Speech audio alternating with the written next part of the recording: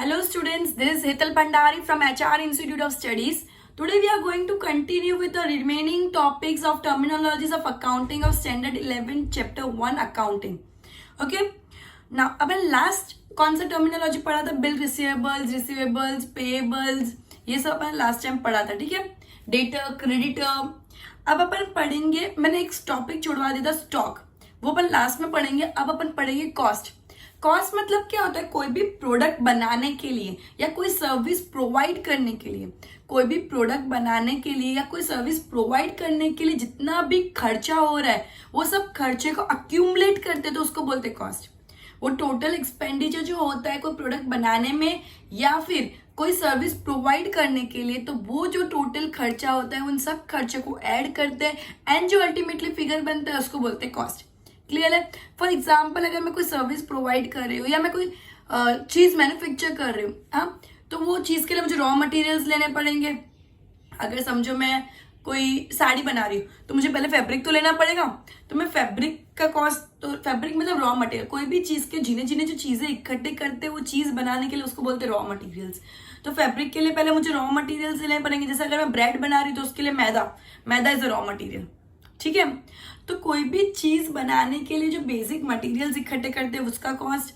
फिर जो भी अपना एम्प्लॉयज जो वर्क करेंगे अपने अंडर ये काम करने के लिए, जो लेबर्स वर्क करेंगे, जो लेबर चार्जेस होगा, जैसे सैलरी के टर्म्स में अपन जिसको चार्ज करेंगे, ठीक है, सैलरी के टर्म्स में अपन जिसको पे करेंगे, चार्ज नहीं सॉरी पे करेंगे, तो वो लेबर का cost, extra carriage inwards and everything, extra जितने भी कॉस्ट, सब कॉस्ट को अक्यूमुलेट करेंगे.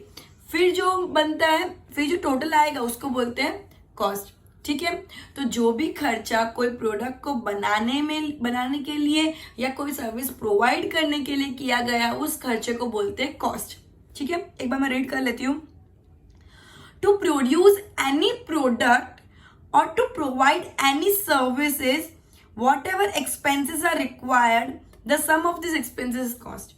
कोई भी सर्विस प्रोवाइड करने के लिए या फिर कोई प्रोडक्ट बनाने के लिए जो भी एक्सपेंसेस हो रहे हैं, उन सब एक्सपेंसेस को ऐड करके जो बनता है उसको बोलते हैं कॉस्ट.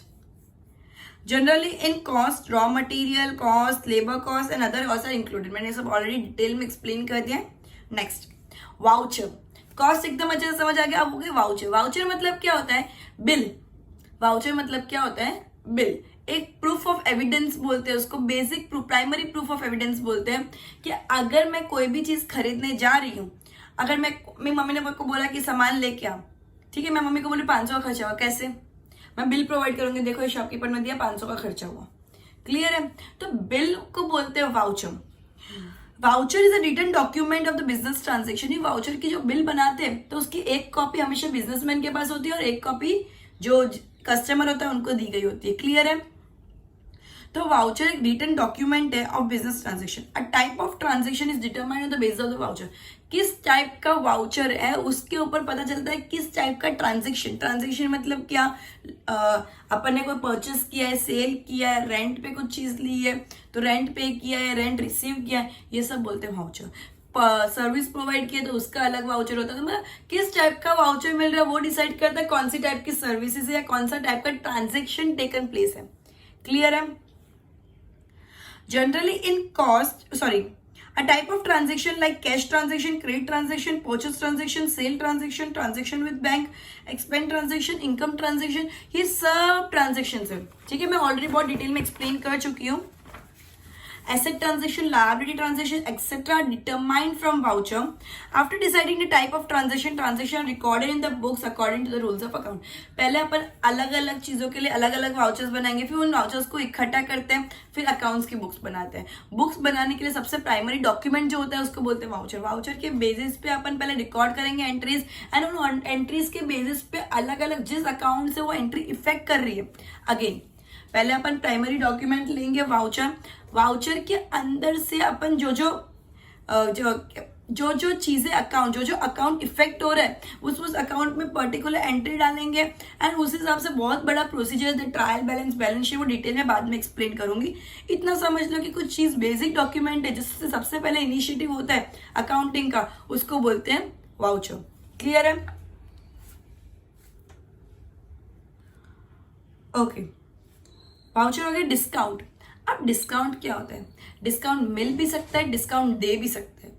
अगर अपन कोई चीज परचेस कर रहे हैं एंड आगे वाला अपन को डिस्काउंट दे रहा है, समझो अपन ने 20% डिस्काउंट पे परचेस किया, तो आगे वाला अपन को डिस्काउंट दे रहा है, आगे वाला अपन को डिस्काउंट दे रहा है मतलब अपन को कम पेमेंट करना पड़ा, अपन को कम पेमेंट करना पड़ा मतलब वो अपने लिए क्या हुआ? फायदा।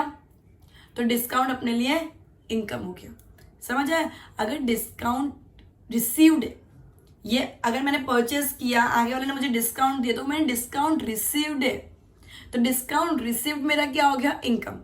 सिमिलरली अगर मैं सेल कर रही हूँ और मैं सेल लिखा होता है पता है, तो मैं सेल कर रही हूँ 50% डिस्काउंट है, 10% डिस्काउंट है, 15% डिस्काउंट, तो मैं कुछ भी चीज डिस्काउंट पे सेल कर रही हूँ, तो मेरे लिए वो क्या हुआ?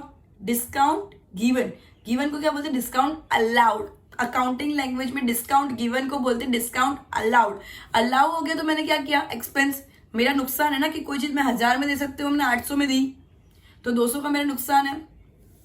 तो discount is considered as the loss, and when we give the discount, that is discount allowed, and when we take the advantage of discount, that is when a discount is received to us, then it is discount received is an income and discount allowed is an expense. Clear है? जब कुछ cell कर रहे हैं आगे वाले को discount दिया, तो सेल पे जो भी डिस्काउंट होता है वो क्या होता है? Discount allowed, that is an expense और लॉस, एंड जो भी डिस्काउंट परचेस पे होता है that is discount receive and it will be an income. Clear है इतना पॉइंट? अब दो टाइप के मेन डिस्काउंट्स होते हैं, that is cash discount, credit discount. अब कैश डिस्काउंट और क्रेडिट डिस्काउंट क्या होता है? क्रेडिट डिस्काउंट है तो उसको ट्रेड डिस्काउंट बोलते हैं। Cash discount and trade discount, ठीक है। अब ट्रेड डिस्काउंट क्या होता है? तुम कोई भी गुड्स परचेस करोगे ना, सब पे डिस्काउंट है, जो जनरल डिस्काउंट बोलते हैं, ठीक है। ये शॉप में हर आर्टिकल पे कुछ ना कुछ डिस्काउंट है, इस पे 10%, 15% या पूरे गुड्स पे 15%, बल्क खरीदो तो इतना %, वो सब हो गया ट्रेड डिस्काउंट। ट्रेड डिस्काउंट में तुम कैश में पेमेंट करो कि क्रेडिट में, तुमको डिस्काउंट मिलना ही है। पर कैश डिस्काउंट क्या होता है? ट्रेड डिस्काउंट क्या होता है? सेल्स बढ़ाने के लिए जो डिस्काउंट दिए जाते हैं उसको बोलते हैं ट्रेड डिस्काउंट। लेकिन कैश डिस्काउंट क्या होता है? कैश में पेमेंट जल्दी आ जाए उसके लिए जो डिस्काउंट इश्यू किया जाता है उसको बोलते हैं कैश डिस्काउंट। क्योंकि ऑब्वियसली क्रेडिट हमेशा क्या बोलते हैं ना, टेंशन वाला काम रहता है, कभी पेमेंट मिला पार्टी उठ गई, नहीं मिला तो क्रेडिट पे यूजुअली लोग क्या प्रीफर करते हैं? जल्दी से जल्दी कैश आ जाए। एक बार कैश आ गया मतलब मेरा ट्रांजेक्शन खत्म, ठीक है। तो लोग कैश को मतलब कैश के क्रंच ना आए, कैश क्रंचेस ना आए, उसके लिए लोग क्या करते हैं कि कैश जल्दी से जल्दी कस्टमर पे कर ले, उसके लिए कैश डिस्काउंट देते हैं। अगर तुमने कैश में पेमेंट किया तो तुमको 5% और डिस्काउंट। समझ आया? तो समझो अगर मैं 1000 रुपए के गुड्स है, उस पर 20% नॉर्मल डिस्काउंट है, 1000 के गुड्स पे 20% डिस्काउंट है, ट्रेड डिस्काउंट। तो 1000 के गुड्स कितने में मिलेंगे आगे वाले को? जिसने भी कैश में पेमेंट किया, क्रेडिट में पेमेंट किया, सबको 800 में गुड्स मिलेंगे, बिकॉज 1000 माइनस 20% दैट इज 800, ठीक है। अब 800 के गुड्स पे अगर तुमने कैश में पेमेंट किया तो तुमको कैश डिस्काउंट भी मिलेगा, मतलब ट्रेड डिस्काउंट तो कैश डिस्काउंट वाले को मिलने ही वाला, क्रेडिट वाले को भी मिलने वाला है, लेकिन एडिशनल 10% कैश वाले को और मिलेगा। समझ आया?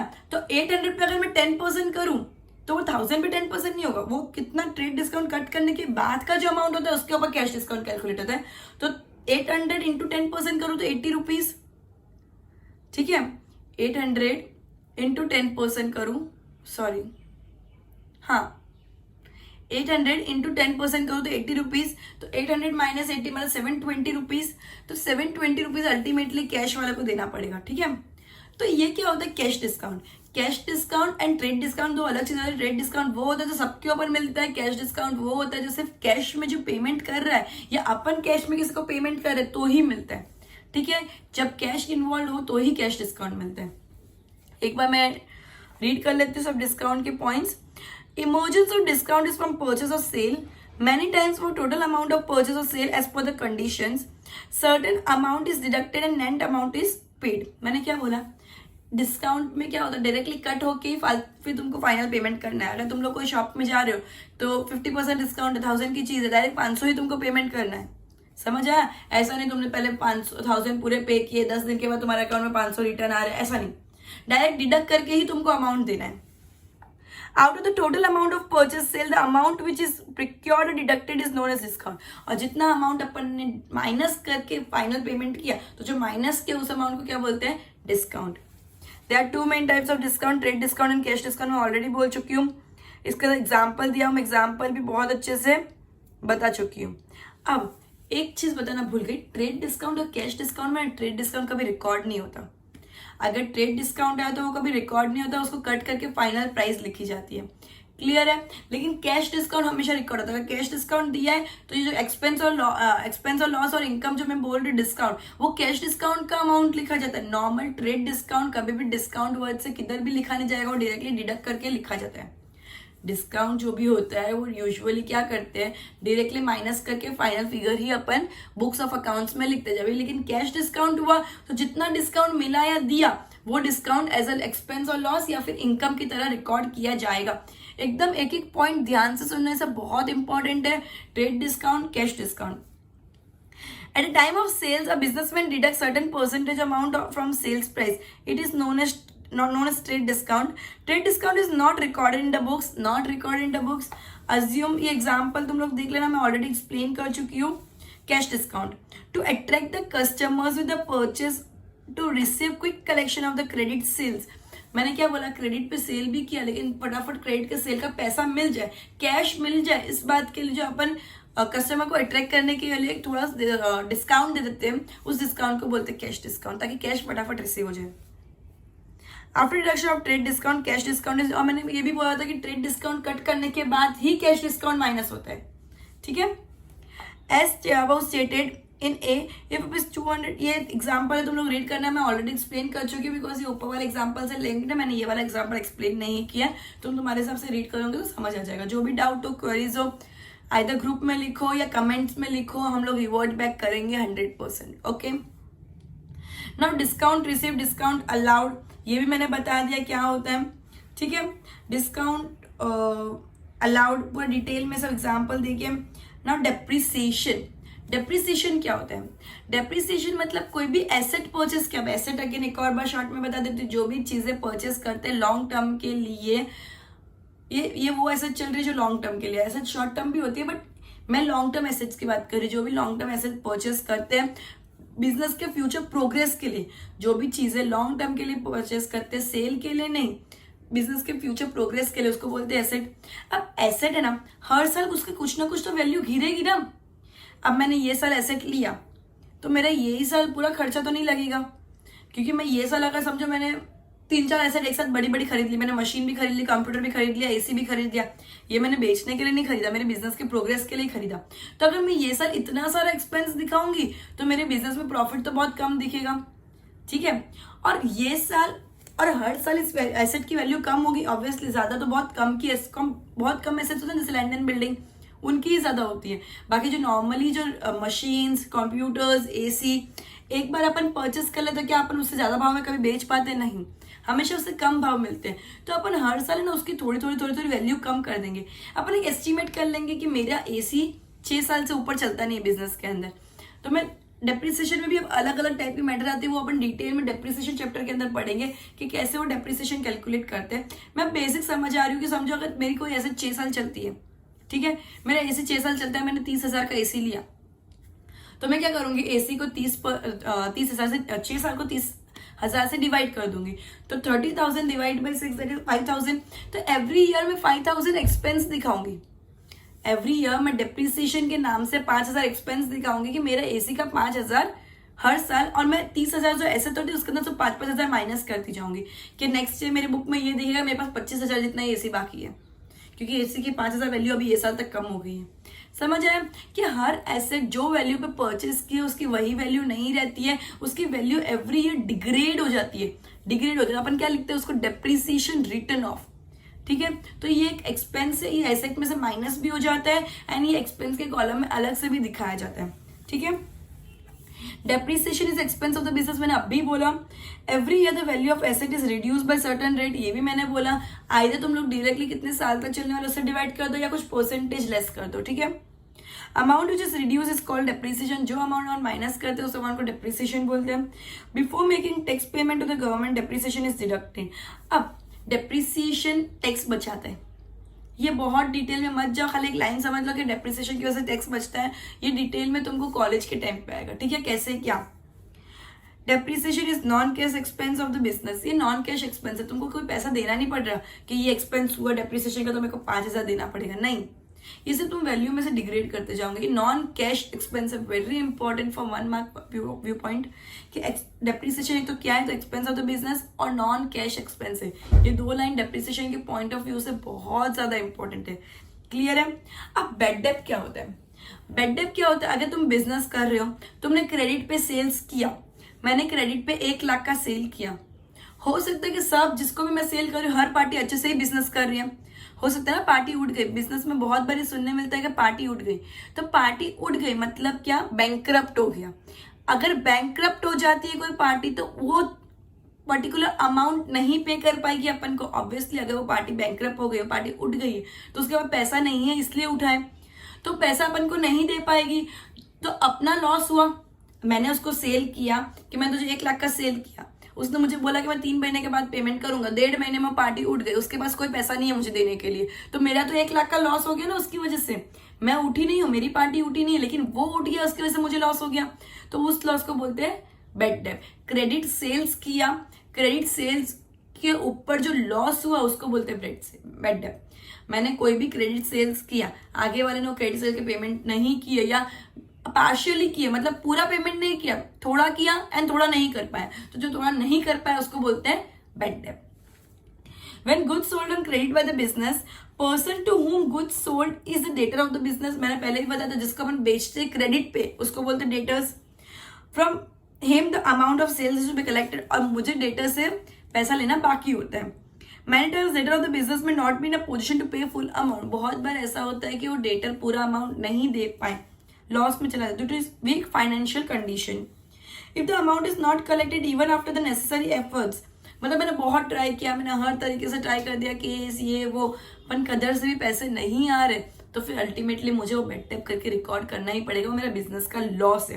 Bad debt is a loss of the business, bad debt is not an expense, bad debt is a loss of the business, ठीक है। वो खर्चा नहीं है, वो नुकसान है। खर्चे और नुकसान में भी फर्क होता है। खर्चा वो होता है जो अपन कुछ चीज पा रहे हैं उसके आगे, ये नुकसान है, इसके आगे अपन को कुछ भी नहीं मिलने वाला अल्टीमेटली, ठीक है। The amount which is not received is known as the bad debt. Bad debt is not an expense of the business, but it is a loss. Clear है? ओके, सॉल्वेंट मतलब क्या होता है? कोई भी इंसान की फाइनेंशियल पोजीशन अच्छी है, मतलब उसके पास ज्यादा प्रॉपर्टी है, कम कर्जा है, तो प्रॉपर्टी ज्यादा है, कम कर्जा है, मतलब वो अपनी financial obligation time to time, मतलब जो भी उसका कर्जा वो टाइम टू टाइम पेमेंट कर रहा है, लोन लिया तो लोन का पेमेंट टाइम टू टाइम कर रहा है, तो जो भी उसकी फाइनेंशियल ऑब्लिगेशंस है, ऑब्लिगेशंस मतलब उसको करना जरूरी है, वो फाइनेंशियल ऑब्लिगेशन वो time to time properly cover कर रहा है, तो उसको बोलते हैं सॉल्वेंट पर्सन। मतलब उसके पास कोई नुकसान नहीं है, मतलब वो हर चीज का बोलते हैं ना, उसकी प्रॉपर्टीज उसके पास काफी ज्यादा है कंपेयर टू उसका कर्जा, तो वो अच्छी फाइनेंशियल पोजीशन में चल रहा है, उसको बोलते हैं सॉल्वेंट, ठीक है। और इनसॉल्वेंट उसका जस्ट अपोजिट, एक इंसान जिसके पास कुछ भी पेमेंट करने के लिए पैसा नहीं है, उसकी फाइनेंशियल ऑब्लिगेशंस कंप्लीट करने के लिए उसके पास पैसा नहीं है, उसकी लायबिलिटीज ज्यादा है कंपेयर टू उसकी properties, assets, liabilities are more than assets, तो ऐसे लोगों को क्या बोलते हैं? इनसॉल्वेंट। रीड कर देती हूँ। In accounting a person who page his financial obligation, a person who pays his financial obligation regularly and whose assets are more than the liabilities, the person is known as a solvent person. And insolvent in accounting, a person who does not pay his financial obligation regularly, it means he is not in a position to pay these obligations and whose assets are less than the liabilities. मैंने clearly explain किया कि solvent मतलब assets are more than liabilities and insolvent मतलब assets are less than the liabilities. That person is known as insolvent person. That person is known as insolvent person. Unless the person is declared insolvent by the court, he cannot be treated as insolvent. और ये जो insolvent कौन declare करता है? Court. Court जब तक declare नहीं करेगा कि इंसॉल्वेंट है, तब तक अपन नहीं बोल सकते कि इंसान इंसॉल्वेंट है। क्लियर है? अब डेबिट एंड क्रेडिट क्या होता है? डेबिट मतलब व्हाट कम्स इन, डेबिट के 3 रूल होते हैं एंड क्रेडिट के भी 3 रूल होते हैं। डेबिट सबसे पहले क्या होता है? What comes in is debit and what goes out is credit. तुम लोग ये पॉइंट्स क्लियरली लिख दो। डेबिट और क्रेडिट में सिर्फ 3 चीजें समझनी है। What comes out debit, what goes out credit. Goods comes in, मैंने परचेस किया तो वो डेबिट हो जाएगा बिकॉज गुड्स आ रहे हैं. एंड व्हाट गोज आउट, मतलब अगर मैं सेल्स करी तो गुड्स जा रहे हैं तो सेल्स क्रेडिट होगा. समझ आया? What comes in debit, what goes out credit. ये लिख देना अच्छे से, एकदम दिमाग में घुसा दो. What comes in is debit and what goes out is credit. Expense और loss is the debit and income और gain is the credit. Expense या लॉस होगा तो डेबिट, इनकम और गेन होगा तो क्रेडिट. एक्सपेंस और loss is the debit, income और gain is the credit. And last point, debit the asset, credit the liabilities. Debit the asset, credit the liabilities. Debit the asset, credit the liabilities. ये 3 बहुत important point है, शायद इधर clearly लिखा नहीं है, ये तुम इसलिए 3 पॉइंट वापिस अपने नोट्स में लिख दो.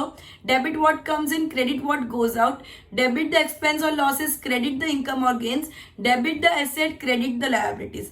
इतना क्लियर है एकदम अच्छे से, बस यही पूरा घुमा फिरा के लिखा हुआ है. डबल एंट्री सिस्टम में क्या होता है, एक चीज की 2 एंट्रीज होती है. अगर समझो मैं परचेस कर रही हूँ तो परचेस कर रही हूँ तो मेरा गुड्स आ रहा है, बट मेरा कैश भी तो जा रहा है. तो गुड्स आ रहा है तो उसको डेबिट करेंगे, कैश जा रहा है तो कैश को क्रेडिट करेंगे. समझ आया? अब there are 2 important words of account, और ये बहुत इंपॉर्टेंट है तुम्हारे अकाउंट्स में, कभी पीछे नहीं छूटने वाला. That is debit and credit. Every transaction has 2 effects in the double entry system, debit and credit. True and fair understanding of debit and credit is true and fair understanding of accounting. Her entry की 2 entry होगी and एक debit होगा और दूसरा हमेशा credit होगा. हर effects होगा, हर entry के 2 इफेक्ट होंगे, एक डेबिट होगा हमेशा और एक हमेशा क्रेडिट होगा. हर ट्रांजेक्शन का 2 इफेक्ट होगा, एक हमेशा डेबिट होगा, एक हमेशा क्रेडिट होगा. In accounting, 2 sides are used. The left hand side in accounting is known as debit side and the right hand side is known as the credit side. ये मैं ना तुम लोगों को जब अकाउंट्स बनाना सिखाऊंगी तब एक्सप्लेन करूंगी डिटेल में, ठीक है? Any account is to be debited means account treatment as debit side of the account, that is a treatment as left. मतलब जब भी अकाउंट डेबिट करेंगे तो वो चीज लेफ्ट हैंड साइड मतलब डेबिट साइड लिखेंगे. आप जब भी अकाउंट क्रेडिट करेंगे तो चीज right hand side that is credit side लिखेंगे. ये सब चीजें अभी मैं बोलूंगी तो भी इतनी क्लियरिटी नहीं जाएगी, तो मैं प्रैक्टिकली चीजें इंप्लीमेंट करूंगी और मैं नेक्स्ट चैप्टर में ये चीजें प्रैक्टिकली इंप्लीमेंट करने वाली, इसलिए इस चीज ये बार अभी इतना लोड नहीं दे रही इस चीज पे. क्लियर है? अब अकाउंट क्या होता है? अकाउंट बहुत सारे टाइप्स के होते हैं. जिस चीजों के जो अकाउंट्स होते हैं, हर का डेबिट इफेक्ट अलग होता है, क्रेडिट इफेक्ट अलग होता है. ये चीजें तुमको पूरा थरोली रीड कर देना है. और ये चीज बाद में जब मैं एक्चुअली अकाउंट्स बनाऊंगी, तुमको शायद 3rd या 4th चैप्टर के अंदर है, तब मैं ज्यादा क्लियरली एक्सप्लेन करूंगी. ठीक है? ये तुम एक बार सब कुछ गो थ्रू कर देना. And methods of preparing accounts, there are 2 methods of preparing account. तुमको ये बहुत डिटेल में एक बार रीड आउट कर देना है. मैं इतना इम्पोर्टेंट एक्चुअली नहीं है, खाली बेसिक आइडिया होना चाहिए क्योंकि डिटेल में बाद में आने वाला है. ये फर्स्ट चैप्टर हर चीज का बेसिक आइडिया देता है, बिकॉज ये टर्म्स जो मैं यूज कर रही हूँ ये सब तुमने कभी सुना ही नहीं, ये पूरा न्यू है तुम्हारे लिए. ठीक है? तो अब methods of making accounts, right? Methods of preparing accounts. अब there are 2 methods of preparing account, जैसे देसीनामा and double entry system.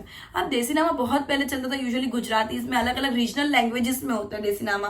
Hindi में होता है, गुजराती में होता है, साउथ साइड को अलग लैंग्वेज में होता होगा. मतलब हर रीजनल लैंग्वेज, रीजन के हिसाब से वो लैंग्वेज चेंज होती है देसीनामा में.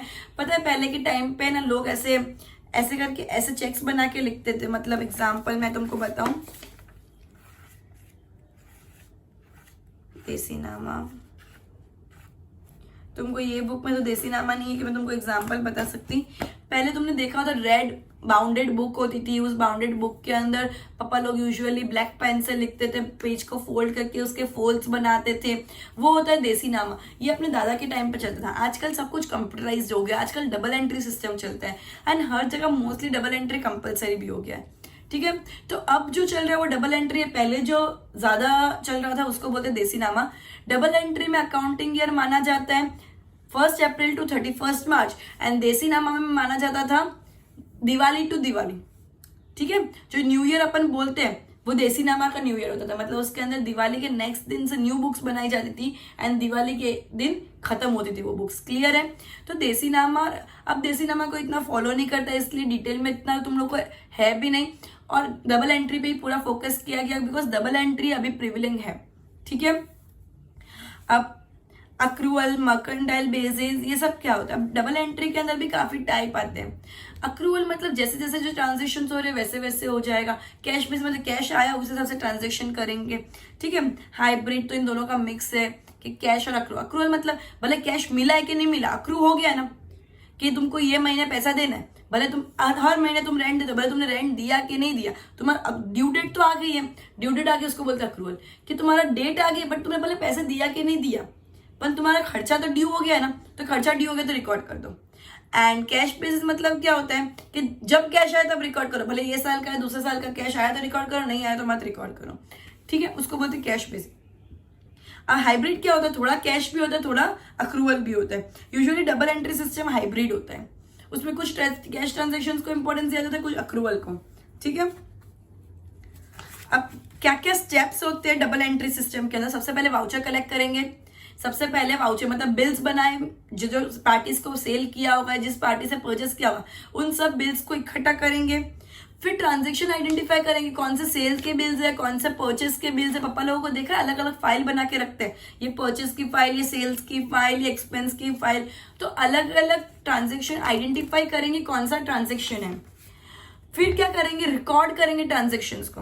क्या करेंगे, ट्रांजेक्शन्स को रिकॉर्ड करेंगे, मतलब जनरल में सब्सिडरी बुक में ट्रांजेक्शन्स रिकॉर्ड करेंगे, तुमको डिटेल में बाद में आएगा, तुम इतना समझो। फिर ट्रांजेक्शन को रिकॉर्ड करेंगे।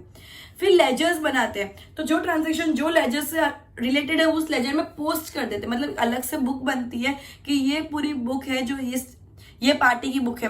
समझो मैं बहुत कैसे से क्रेडिट ट्रांजेक्शन करती हूँ, मैंने वो पार्टी की अलग बुक बना दी, तो वो पार्टी की बुक में वो पार्टी का नाम लिख देंगे। तो जब भी पार्टी पेमेंट देने आएगा तो अपन पापा लोगों को देखा है यूजुअली बड़े ट्रांजेक्शन करते हैं तो वो लोग तुरंत वो बुक खोलते हैं, आपका इतना पेमेंट बाकी है। तो हर इंसान के इंडिविजुअल लेजर्स होते हैं, भले पूरी बुक नहीं बनाए तो एक पार्ट होता है बुक का के 25 पेजेस इंसान के, 25 पेजेस इंसान के, उसको बोलते हैं लेजर्स। फिर ट्रायल, ये सब इंसान के या सब चीजों के इंडिविजुअल अकाउंट्स बना दिए, वो अकाउंट्स को टोटल कर दिया at the end of the year. And उसके बाद ट्रायल बैलेंस बना दिया कि साल के एंड में इसको इतना देना बाकी, इसको इतना लेना बाकी, अपन को इतना देना बाकी, इतना सेल्स हुआ, इतना परचेस हुआ, इतना क्रेडिट सेल्स है, इतना कैश परचेस है, जो भी है वो सब इंडिविजुअली टोटल मिल जाएगा अपन को लेजर्स की वजह से। एंड वो अपन ट्रायल बैलेंस में पोस्ट करें, एंड ट्रायल बैलेंस के वाया अपन फाइनल अकाउंट्स बनाएंगे, that is trading account, PNL account, balance sheet. इतना दिमाग पे जोर देने की जरूरत नहीं है, ये फाइनल अकाउंट तुम लोग को एंड दूसरे पार्ट में आने वाला है। क्लियर है, ये बुक खत्म होने के बाद दूसरी पार्ट जब शुरू होगी तब तुमको आएगा भी। ये बहुत बेसिक टर्म्स मैंने एक्सप्लेन किया, उसके साथ इतनी टफ चीज समझना इज टफ। तो ये जब आएगा तब मैं एकदम डिटेल में जाऊंगी, अभी मैं सिर्फ रफ आइडिया दे रहा कि ऐसा ऐसा कुछ है, जब नाम सुनो तो ऐसा क्लिक होगा, हाँ मैम ने फर्स्ट चैप्टर में ऐसा कुछ बोला था। क्लियर है, goodbye everyone, will end this chapter by this lecture, next time next chapter, good bye.